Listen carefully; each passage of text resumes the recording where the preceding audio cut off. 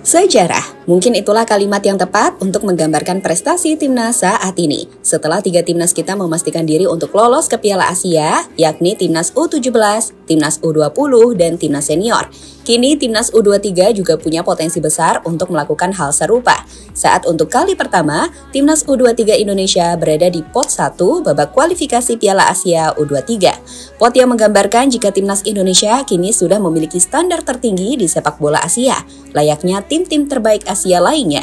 Tentu ini adalah bukti jika sepak bola kita benar-benar telah naik level, di mana kita mulai meninggalkan ASEAN termasuk rival kita, Malaysia, dan mulai menargetkan target baru, yakni melewati tim-tim Timur Tengah sebagai salah satu kekuatan baru di sepak bola Asia.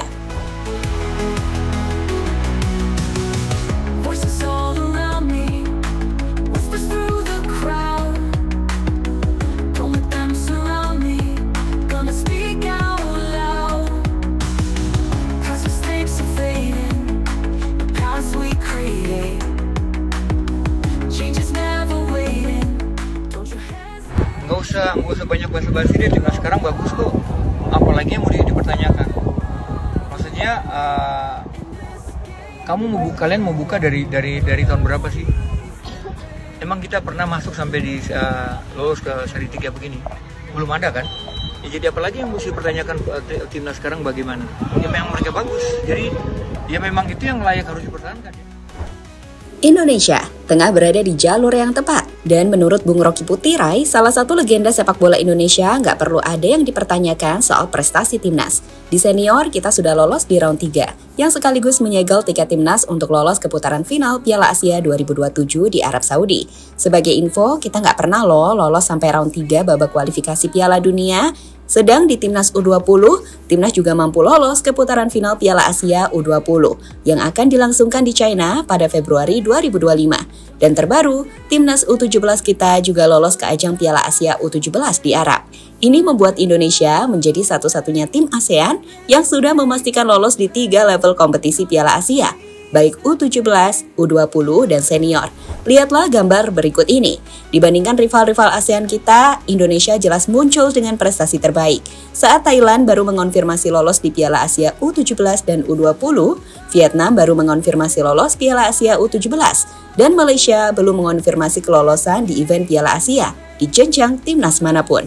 So, kalimat yang mengatakan jika timnas Indonesia telah jauh meninggalkan Malaysia bukanlah omong kosong. Saat data membuktikan jika prestasi timnas di tiap jenjang usia jauh lebih baik dari rival-rival ASEAN kita, terkhusus Malaysia.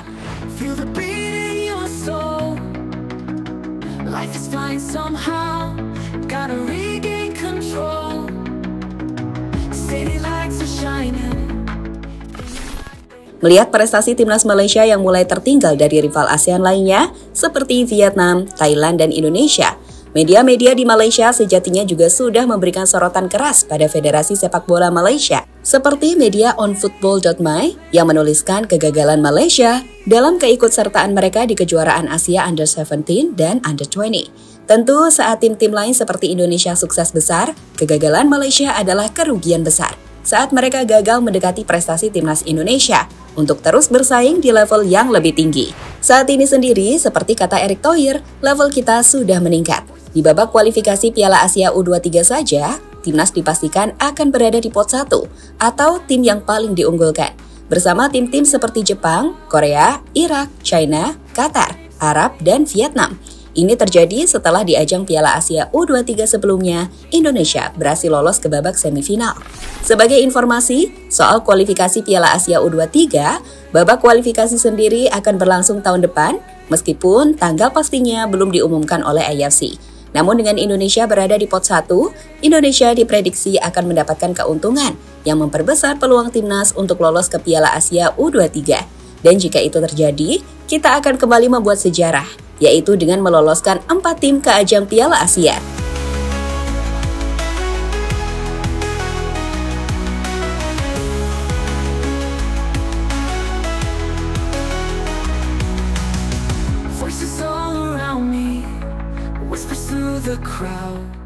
Indonesia menargetkan tim-tim Timur Tengah.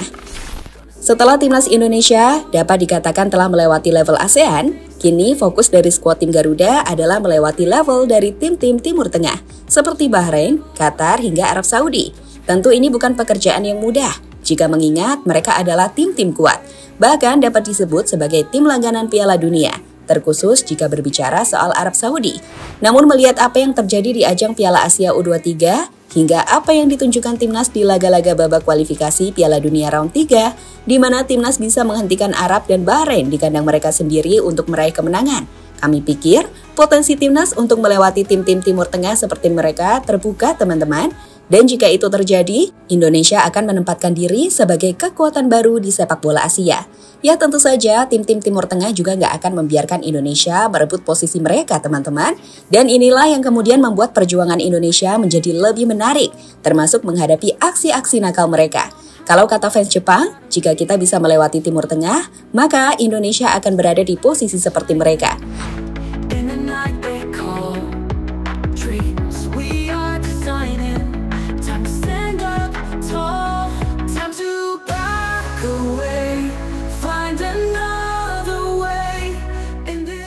Tim Teng Indonesia ancaman serius. Kalian tahu alasan kenapa Arab Saudi memecat Roberto Mancini, pelatih top yang sudah memenangkan banyak gelar termasuk Piala Eropa bersama timnas Italia? Jawabannya sederhana. Bermain di grup C dengan Indonesia ada di sana tidaklah mudah bagi mereka. Ada kekhawatiran bahwa Arab Saudi bisa saja nggak lolos ke Piala Dunia melalui round 3. Dan itu kenapa Mancini dipecat untuk digantikan oleh mantan pelatih mereka sebelumnya, Hervé Renard. Di sisi lain, kekhawatiran soal Indonesia dari Timur Tengah benar-benar tergambar dari bagaimana timnas Bahrain menolak main di Indonesia. Mereka menolak dengan alasan keamanan. Tapi di sisi lain, kami percaya mereka ingin memanfaatkan situasi agar bisa main di tempat netral. Karena tahu kekuatan timnas yang gak bisa diremehkan. Apalagi saat main di Bahrain, Bahrain benar-benar dibuat menderita oleh timnas Indonesia sebelum dibantu wasit untuk menyamakan kedudukan.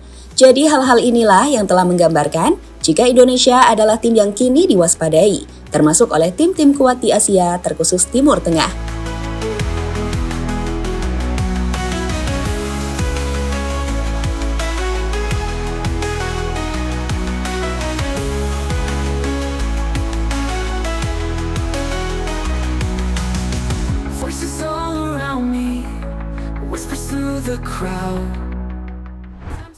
Melihat hal-hal yang telah kita uraikan tadi, jelas secara umum sepak bola Indonesia telah mengalami peningkatan seperti yang dijelaskan Ketua Umum PSSI Erick Thohir.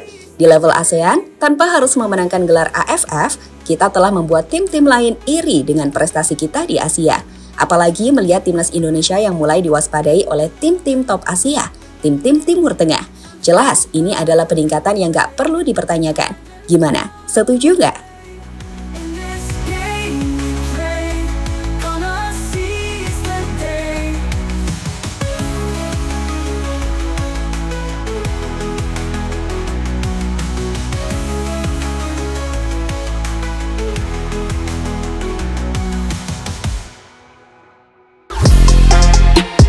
Halo, izin iklan sebentar ya guys. Jadikan ruangmu bernuansa timnas. Temukan beragam poster dinding, sepak bola dan timnas dengan desain menawan, kualitas premium dan harga yang tidak akan menguras kantong. Segera klik link Shopee di deskripsi video ini dan dukung timnas dengan sepenuh hati. Mulai dari dinding rumahmu.